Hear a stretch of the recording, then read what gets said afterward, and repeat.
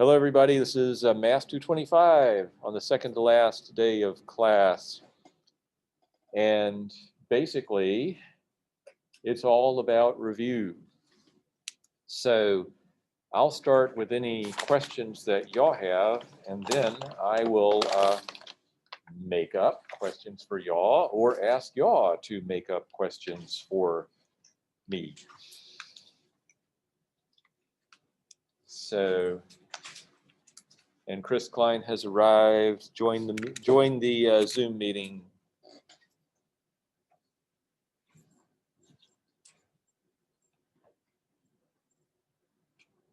I guess I should open WebAssign. Would that be a fair assumption? All right.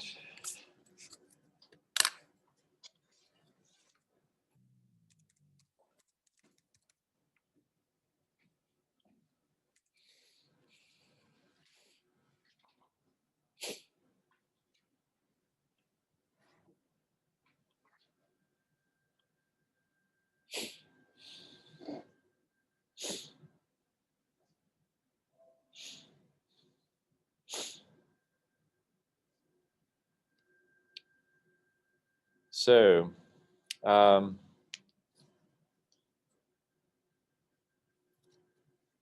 yeah, I'll share the screen here.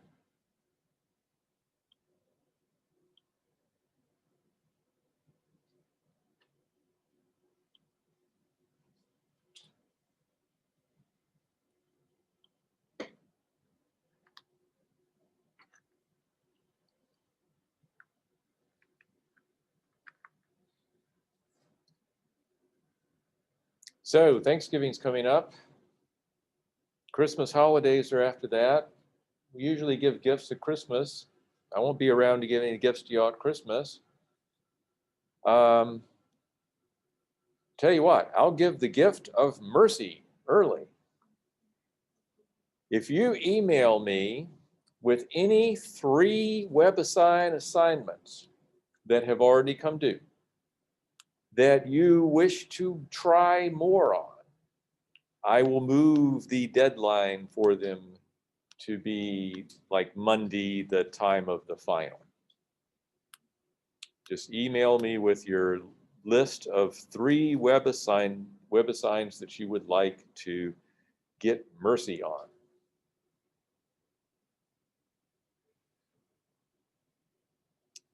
So I will await those emails. Maybe if they could come by the end of the day, that'd be great. Okay, WebAssign questions. Number 4. Jessica Mahar has a question on number 4 in 10.6. I used the ratio test, but I got 0. So Oh no, it's perfectly possible to get 0 in the ratio test. So in fact, I would expect that in number 4. Notice the n factorial on the bottom.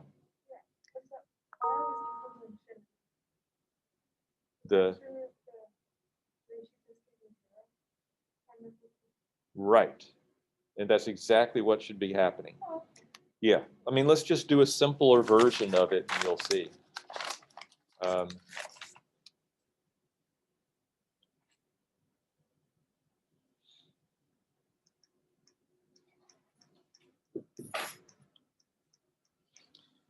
So how about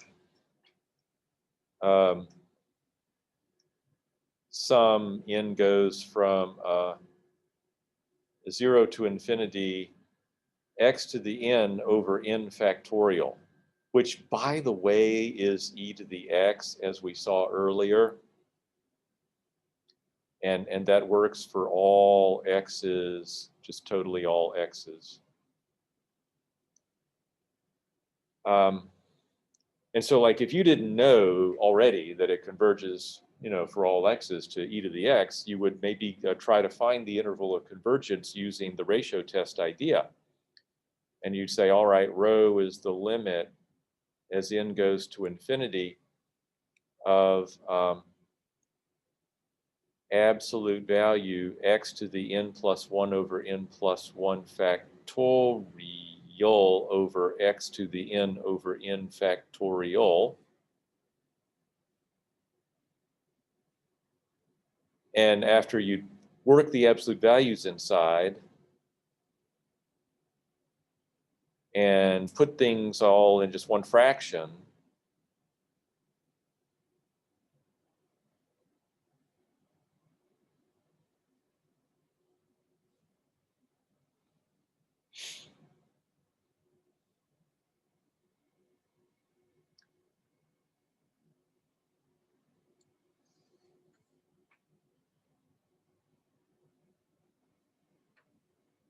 oh, I'm sorry. Whoop. The n plus 1 is on the bottom and the n factorial is on the top. And so after you simplify, and you're ready to take the limit, you've got this fixed absolute value of x divided by n plus 1, but the n's getting bigger, and so the limit is 0. So it's totally possible to get 0, and it's totally possible to get infinity in your row at this stage. If you get 0, that means the radius of convergence is infinity. If you got infinity for your row, the radius of convergence would be 0. And so once you get a 0 here, you know that the interval of convergence is got to be all real numbers.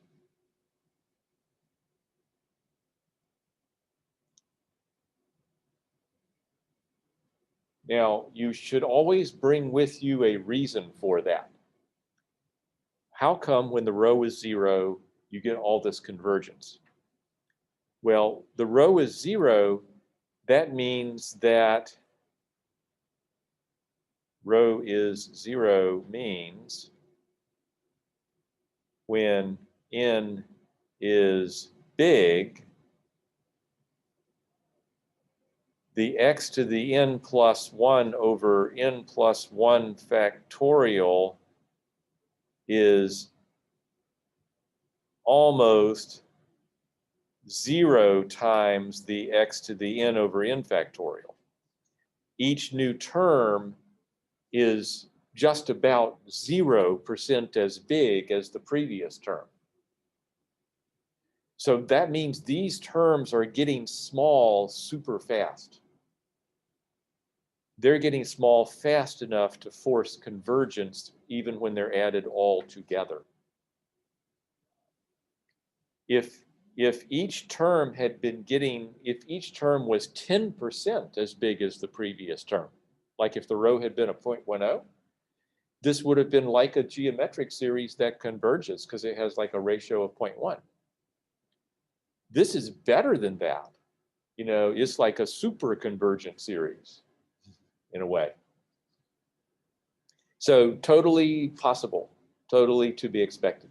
When I looked at number 4 and I saw the powers to the exponentials on the top, but then the factorials on the bottom, I knew that was going to be one of these super duper convergent power series that has an infinite radius of convergence.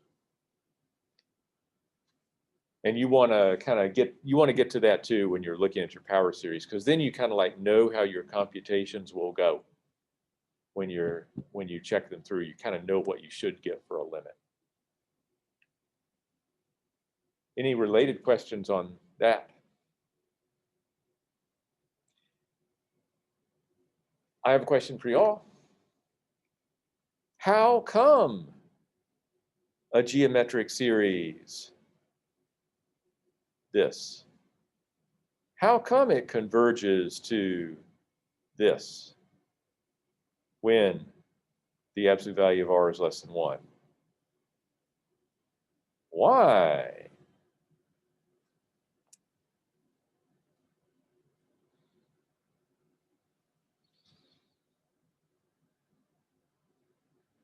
That was gone over in the screencast. Do you remember? There was actually a proof given for that. And it involved getting a formula for the nth partial sum.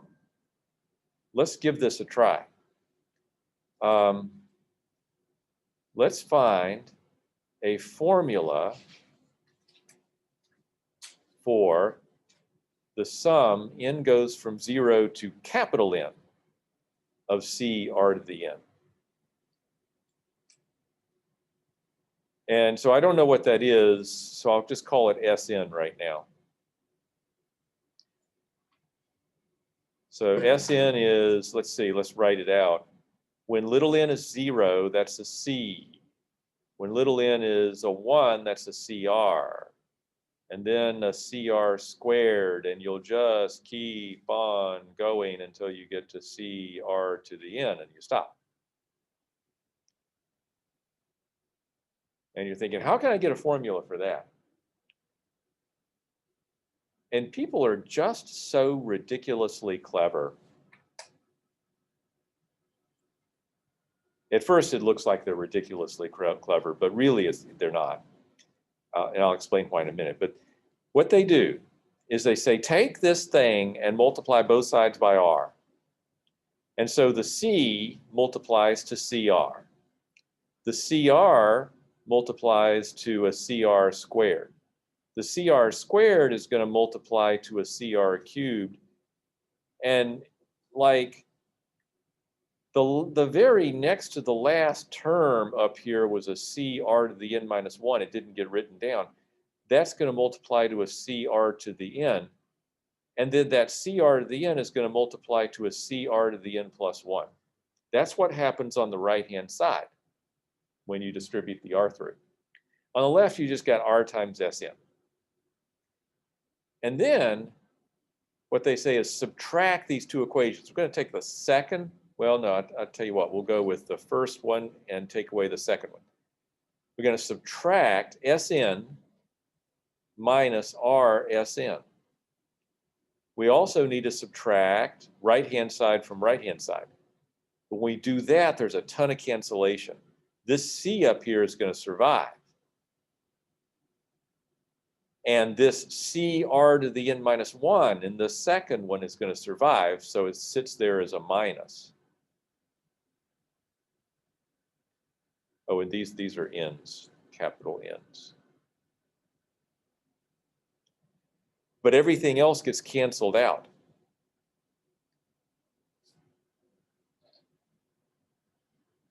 And so you're left with S times 1 minus R is C times 1 minus R to the capital N plus 1. Or Sn, sorry, Sn. So the sum of the first terms up to little n is capital N is C times 1 minus R to the capital N plus 1 over 1 minus R. And, you know, the infinite series, that's just the limit as capital N goes to infinity of these partial sums. And so you stare at this, you take the limit of this stuff that I'm circling. And if R is less than 1 in absolute value, R to the N plus 1 is going to have to go to 0. Because you're raising a number that's between minus and 1 and 1 to bigger and bigger powers. You're multiplying things less than 1 by themselves. And so you get smaller and smaller. And so you can see it going to C over 1 minus R. Whereas if the R were bigger than 1 in absolute value, then you would get bigger and bigger sized numbers for your R to the N plus 1, and you would not come to a finite limit. So it all comes down to this formula for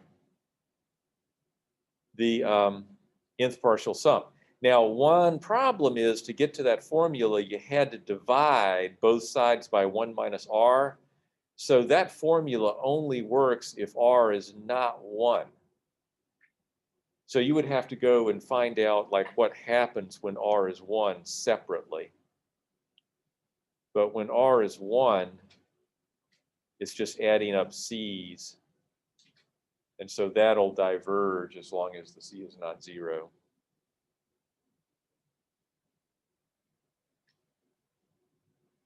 Also, if the R is negative 1, then R to the N plus 1 would hop around between 1 and minus 1 And so there wouldn't be a limit either. And that's why it says that a geometric series converges when R is less than 1 in absolute value.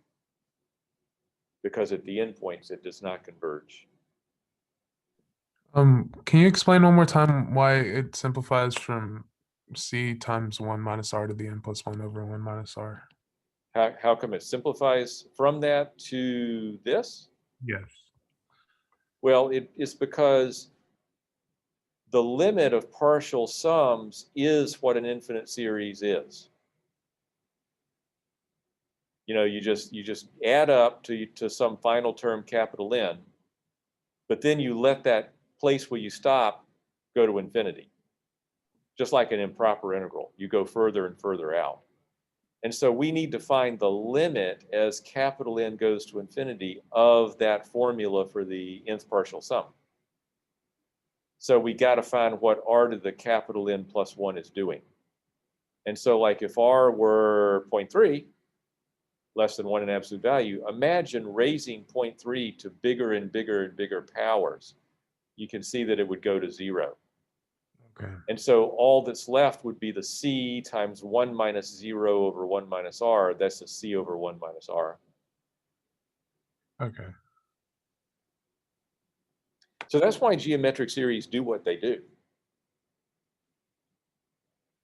Now, I said that it appears to be like just unbelievably clever to multiply both sides by R, but it isn't really unbelievably clever, because if you kind of look at a geometric series, like just go ahead and just write it like all out.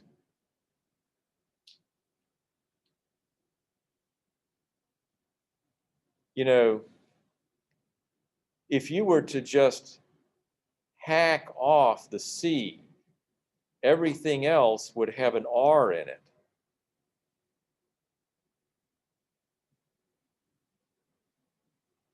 And if you factored out that R, that would be the same series that you started with. That infinite series is actually a C plus R times itself.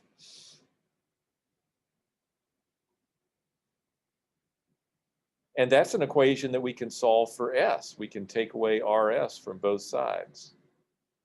We can factor out the S.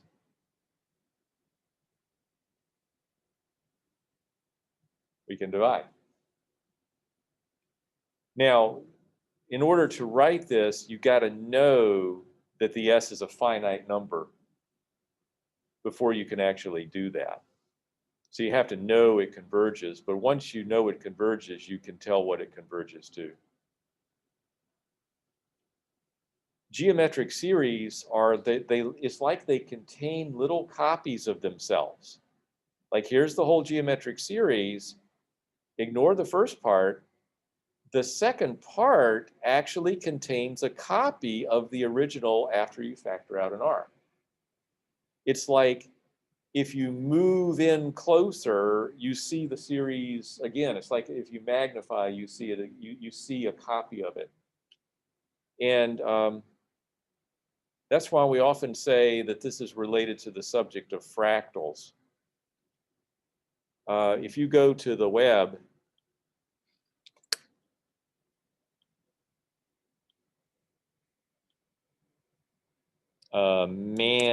Mandelbrot set.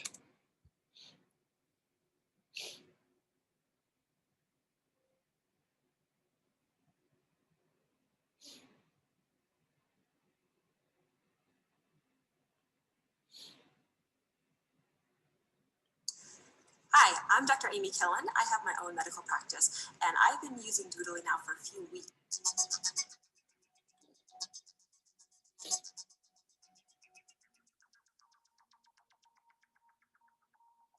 The Mandelbrot set is a set of numbers on the complex plane. It's the stuff in black there. And it has lots and lots of crinkly edges. But if you zoom in on a part of it, if you zoom in far enough, you see copies of the Mandelbrot set. It's like there's little miniature copies of it. Do you see those little miniature copies like popping off to the side as you zoom in? And this zoom goes very, very, very, very, very, very far. But each of those like little edges that comes to what looks like a point actually has all these little Mandelbrot set copies like popping off of it. And each of those copies has a little point at the end that has lots of copies popping off of it forever and ever and ever and ever and ever. So it's like a really, it's like a super duper fancy geometric series. It's got all these, it's got like infinitely many little copies of itself inside of itself. And the copies have copies, and the copies have copies, and the copies have copies, and so on forever and ever. Woo, look at that one.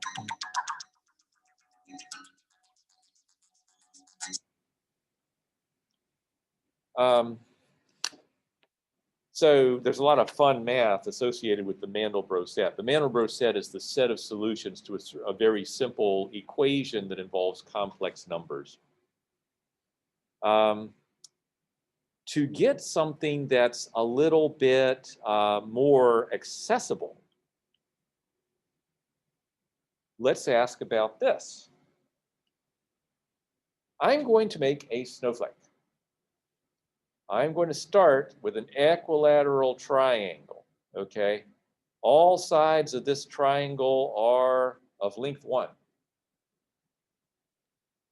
But what I'm going to do is I'm going to build equilateral triangles on each side. I'm going to go 1/3 and 2/3 of the way, and then I'm going to like build an equilateral triangle. So each of the sides of that equilateral triangle is 1/3.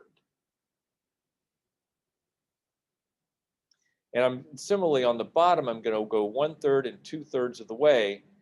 And so like 1/3, 1/3, and then I'm going to build an equilateral triangle off the side. So all those sides are 1/3. And then I'm going to go 1/3 and 2/3 of the way, and I'm going to build an equilateral triangle. And then I'm just going to remove these sides, okay, that were the bases. And so the result is a kind of a spiky thing. And then on each one of those little sides, do you see that there are now, how many sides are there? 1, 2, 3, 4, 5, 6, 7, 8, 9, 10, 11, 12. Instead of 3 sides, there are now 12 sides, all of which are 1/3. But what I'm going to do on each one of those sides is I'm going to go 1/3 the way and 2/3 the way and build an equilateral triangle. And so all of those sides are the same, and they're all, what's their length? 1/3 of 1/3 is 1/9. And I'm going to like remove the base. And I'm going to do that for every darn side.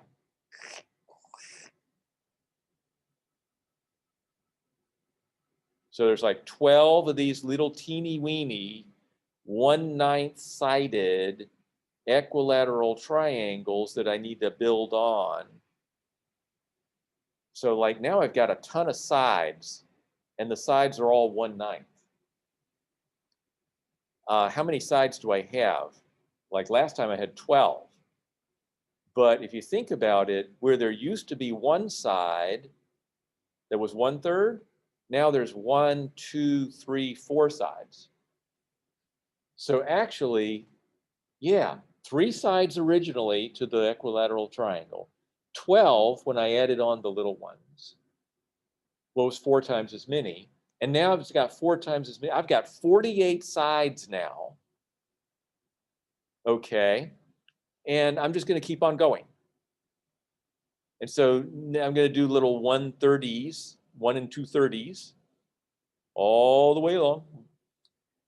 And so I've got to add 48 of those teensy weensy triangles. Each of them is 1/3 of 1/3 of 1/3. 1/27th of a unit is how long the sides are. And there's going to be 48 of those little equilateral triangles going all the way around. And then I'll do it again. And again, and again, and again, and again, and again, and again, and again, forever. Do you see how you would have this like infinitely spiky little figure? And it's called the Koch snowflake. Koch for the mathematician in the early 20th century who first said, hey, let's think about this. And it's a fractal, like the Mandelbrot set. It's not as fancy as the Mandelbrot set, but it's a fractal, meaning that it's like self-similar when you zoom in.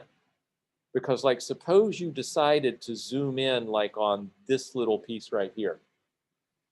When you zoom in, you would start to be able to see the little pieces that got added onto its sides and the little pieces that got added onto those pieces and so on. This little guy right here is completely a copy of this. You know, it just doesn't have the bottom side. And so you can zoom in on any part of the Koch snowflake, and what you'll see is a copy of the whole Koch snowflake minus, you know, one of the sides. That's the self-similarity. So it's like a geometric series, where if you zoom in, you see a copy of itself. So that kind of gets you thinking. What is the circumference of the Koch snowflake?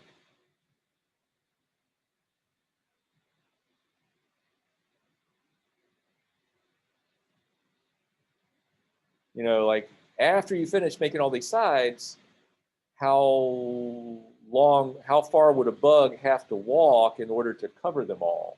That infinitely crinkly boundary. And another thing you might ask is, what is the area?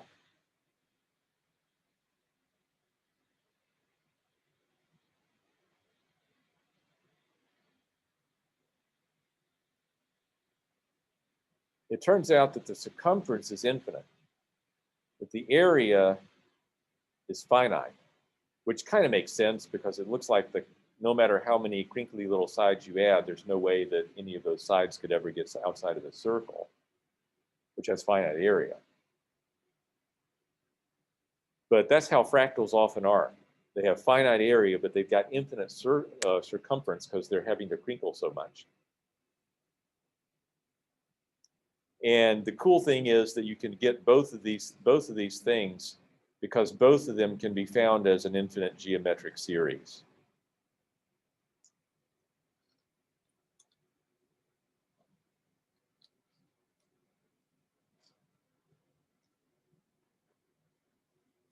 So that might be an interesting thing to look at tonight.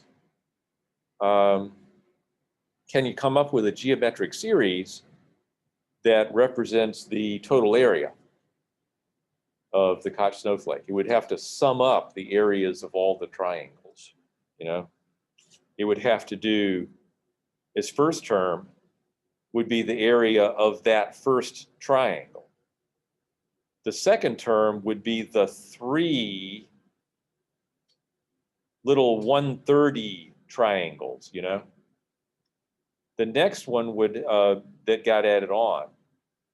And then after that, you got to add on the, let's see, you would have to add on how many triangles? There's now 12 sides, so you'd have to do 12 of these tiny little 1/9ers. 12 1/9ers, 3 1/3ers.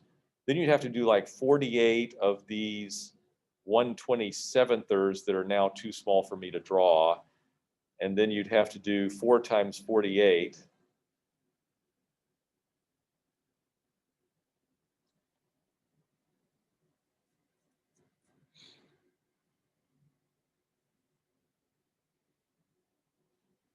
Of these 1/81thers. And so, but once you got the formula for the area of an equilateral triangle, which you know is one of those things in the back of your book. I bet you could set up a geometric series and you could find out like what the area of the Koch snowflake is. Geometric series are cool.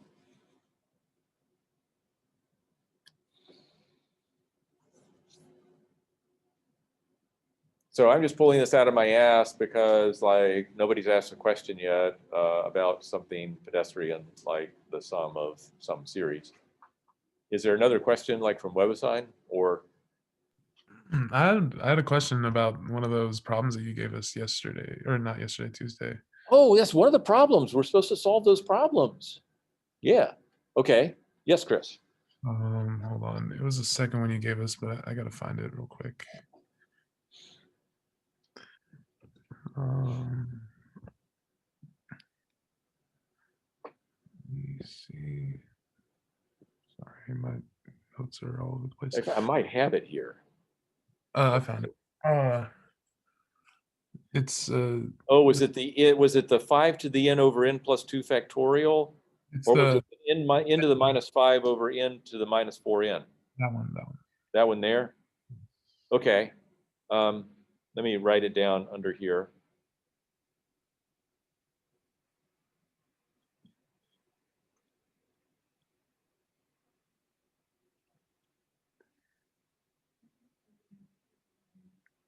Yeah. Okay, so what's your question?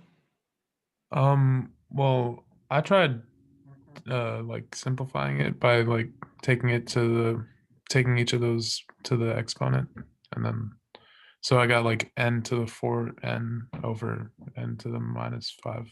Oh, okay. That's actually going in a wrong direction. Okay, that's Which, you found it didn't help, right? But try taking just the limit as n goes to infinity of just these terms. Because that looks suspiciously like a kind of limit that we've had to find before. Do you see how it's a 1 to the infinity form? yeah. The n minus 5 over the n is going to a 1. Oh, The 4n is going to infinity. okay. Yeah. In fact, we might be able to avoid using L'Hopital's rule by using the little formula that the limit as n goes to infinity of 1 plus r over n to the nth is e to the r. Let's see if we can use that.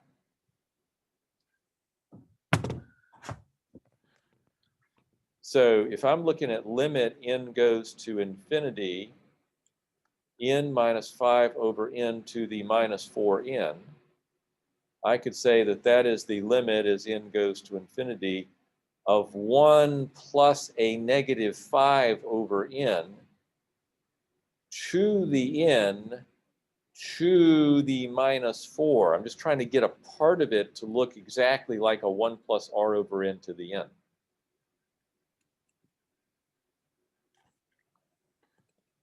And this stuff inside here is headed to e to the minus 5. But it's being raised to the minus 4, so the limit must be e to the minus 5 to the minus 4. That would be e to the plus 20, which is not 0. So our infinite series diverges by the nth term test. If your terms ain't going to 0, you are not going to get a finite sum when you add them together. Okay. Also, Isabel asks if we're having a quiz tomorrow or just Monday. We don't have a miniature quiz. We've only got that final quiz. Okay. Oh, and I think at one time, maybe last week, I might have said a misleading thing that it's just like all the other final quizzes, but longer. But it does count twice. It counts 100 points instead of 50 points. I guess because it's twice, you get twice the time. And it does have more questions than there's 7 questions, right? And usually your quizzes have about 3.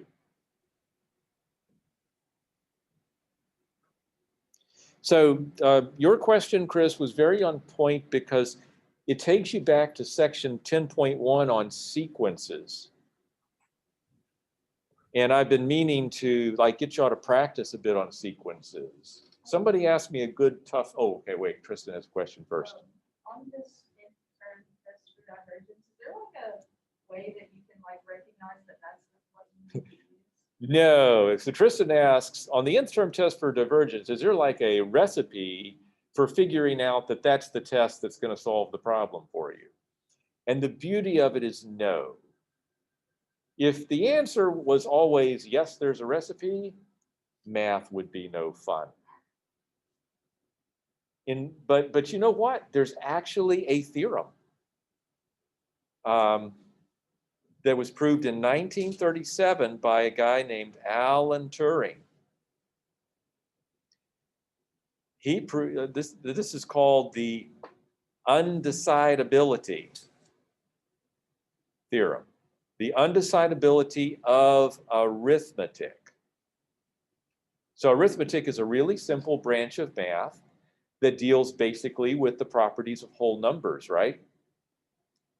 So a very small part of what we know as mathematics. And what he proved is that there exists no computer, no matter how fancily you program it, that can take any problem that's expressible in the language of arithmetic and correctly solve that problem in a finite amount of time. There's no mechanical way to solve every math problem. That's actually a theorem. He proved it. See, he proved that there's no machine that could like prove or disprove every math statement that you give to it. There are some, if you program one of these machines, then either it's going to give incorrect answers to some of them, or some of them it will not give an answer at all. It'll just like keep computing forever, no matter how cleverly you program it. He did this before there were actual computers. He was using kind of a mental model of a computer that has become called a Turing machine. But Alan Turing, and so that was actually like the first kind of like, that's the foundation of computer science right there, was actually this theorem that computers would not be able to solve all problems. And Turing went on during World War II. He was British, and he worked for a branch of the British Army that worked on decoding German coding machines. And he built stuff, or had designed stuff during World War II that was almost a full-fledged computer like we know of them today. And then shortly after the war, some Americans designed the first actual computer, and Turing became very big in the world of, early computer science. If you're interested in learning more about him, there is a book called The Enigma of Alan Turing, and we've got it in the LRC. And there's also a movie. Let me see if we can pop it up. Movie, Enigma, Turing, maybe. Yeah, The Imitation Game. That's the one. Might be able to find it on Netflix or some such thing. We might even have it in the LRC as a DVD. But very much worth taking a look at. Remarkable person. One of the great mathematicians of the 20th century.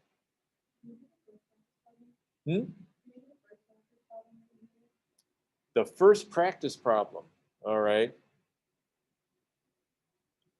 So Jessica Holder wants the first practice problem, which was this one. Well, I see that that's an alternating series. And the positive part is the 1 over the square root of n. As n gets bigger, that gets smaller, and its limit is 0. And so I know that the thing converges by the alternating series test.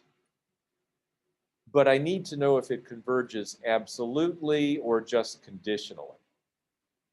So I check the sum of the absolute values.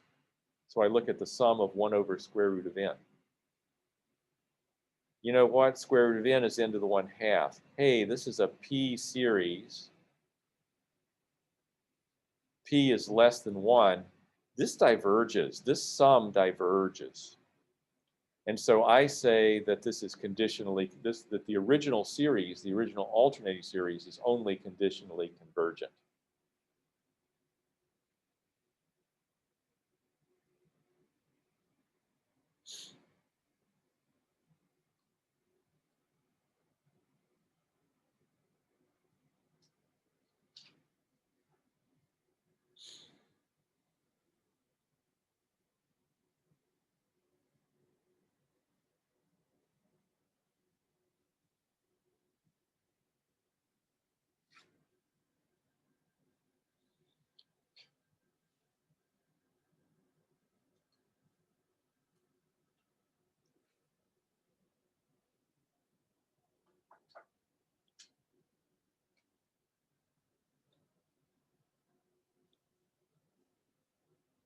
The Enigma of Alan Turing, and I can't remember his last name, of his first name, but his last name is Hodges, the guy who wrote the book.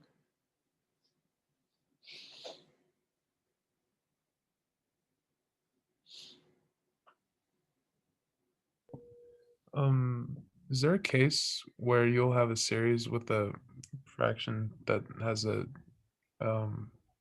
trig function in it that won't Oh, be in? sure, we could definitely make up a problem where there's trig functions in it. Yeah. But would you always use alternating series tests for that? Oh, no, you would not. For example, remember the sine of n over n squared? I think we've dealt with this one before. This one's actually not an alternating series.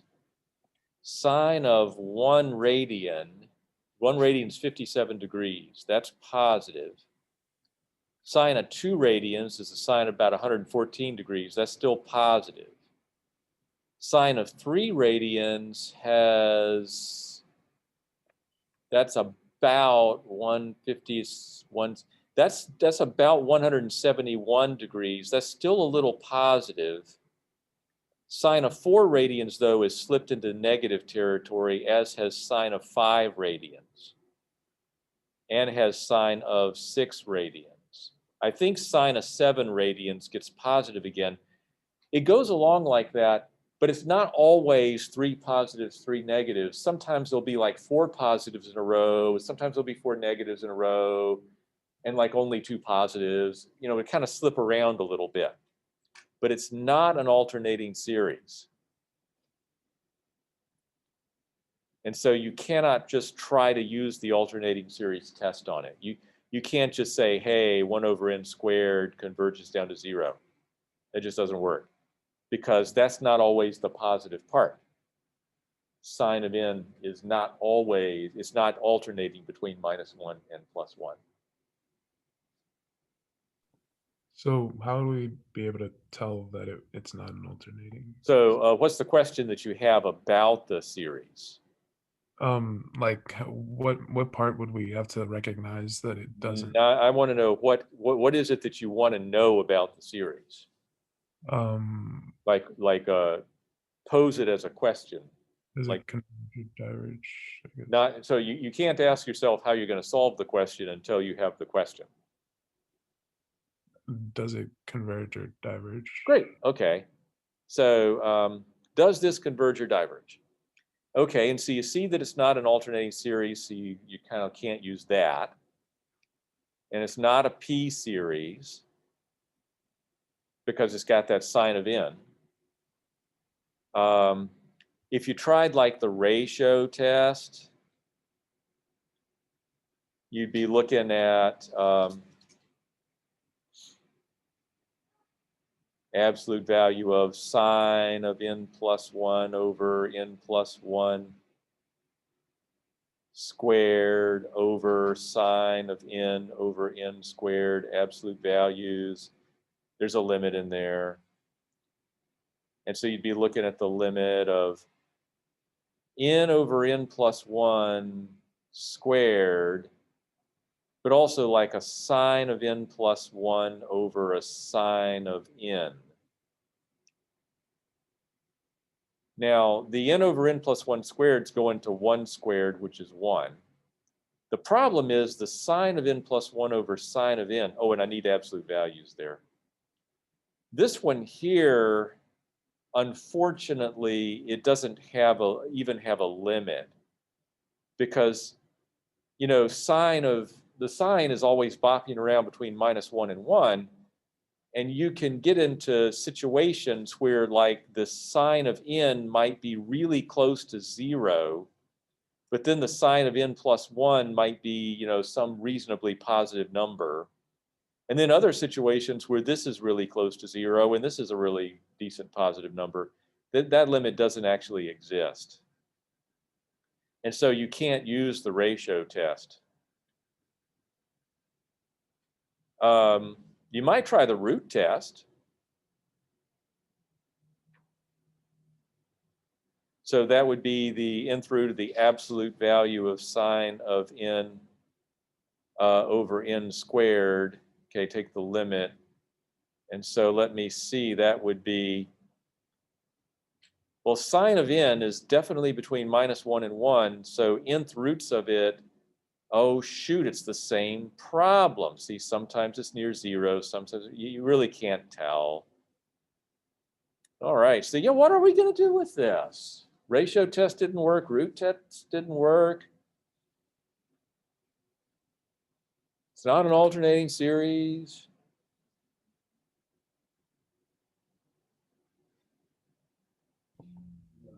Comparison test or limit comparison? Okay, Chris Malala says, how about the comparison test?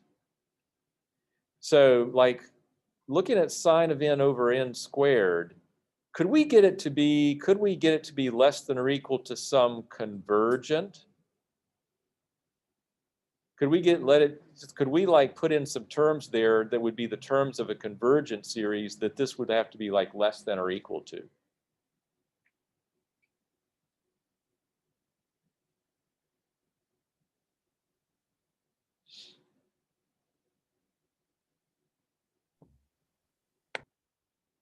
Do y'all agree sine of n is less than or equal to 1?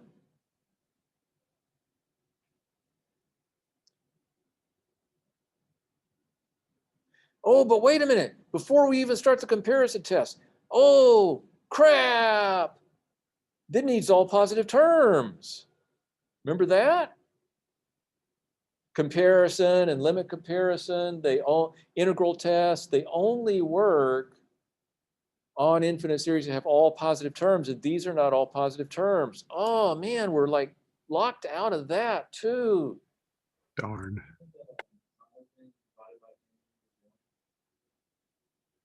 That's if n is going to 0. Yeah. So Chris Klein said, wait a minute, sine of n over n limits out to 1. That's if n is going to 0 radians. Didn't we have a trick where we like took the derivative or something, or the answer to? I forget which part it was.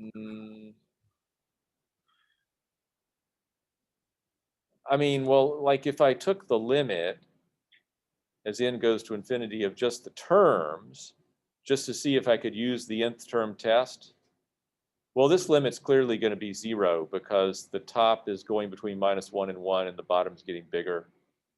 So the nth term test is inconclusive. You don't know what happens to the series when the terms go to 0. So we can't use that one either. What if we instead examine the sum of the absolute values of the terms?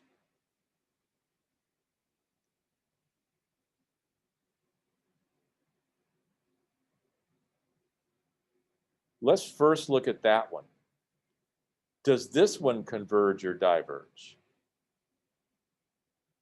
At least this is all positive terms, right? So you could use that comparison test and check it out. The absolute value of sine n over n squared is definitely always less than or equal to 1 over n squared for all n. And the sum of 1 over n squared converges, p series, p bigger than 1. So this series converges, because if the sum of the absolutes converges, then the series converges. I'm sorry, oh, wait, I'm way ahead of myself. So this converges by the comparison test. But that means that the original series converges too. Because if the sum of your absolutes converges, you converge. Absolute convergence implies convergence. So actually, like in the stumbling around, when you are here, when you say, oh crap, we needed all positive terms for this idea to start working, that's actually the key to thinking in terms of, look at the sum of the absolute values. If you need positive terms before you can apply a promising test, make all positive terms. If that sum of positive terms converges, your series will converge. If that sum of positive terms does not converge, then unfortunately, you are screwed yet again.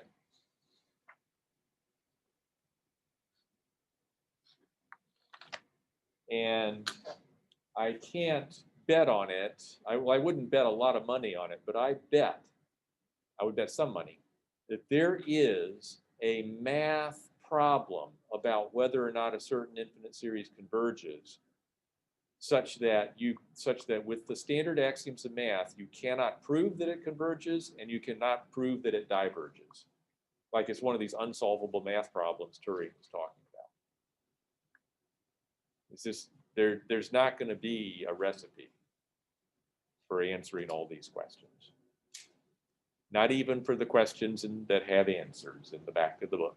There's no like one complicated recipe, fortunately.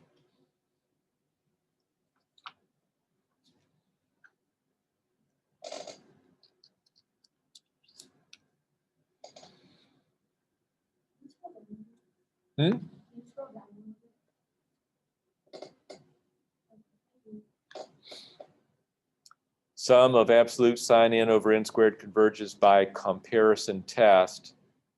So the last line says, therefore, sum of sine n over n squared converges to. Absolute convergence implies convergence.